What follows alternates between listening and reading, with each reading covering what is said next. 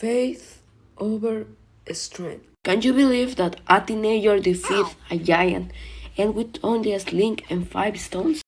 Well, if you haven't read this story in the Bible or someone hasn't told it to you, you might find this hard to believe.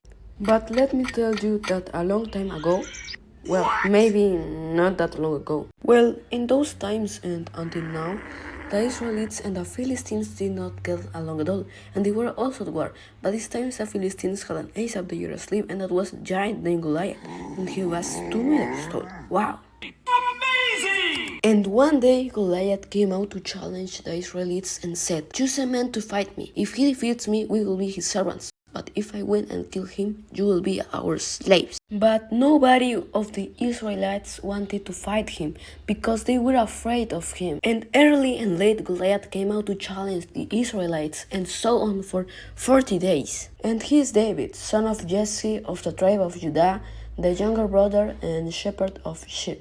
And one day his father asked him to take food and other supplies to his brothers who were at war. And David said, "Okay, I'll do it." But when he arrived at the camp, he heard the giant challenging the Israelites and blaspheming God. And David said, "Who is that giant to talk about the power of God?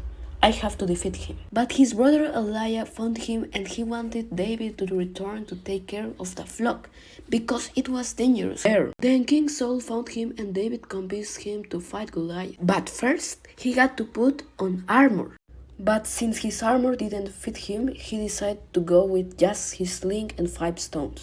Goliath thought it was a joke, but then David said, "You come to me with sword and spear, but I come against you in the name of the Lord of hosts."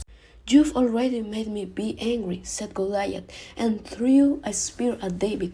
But David dodged it and threw his sling, and the stone fell on Goliath's forehead, knocking him down. And then God and the Israelites and also David won that battle.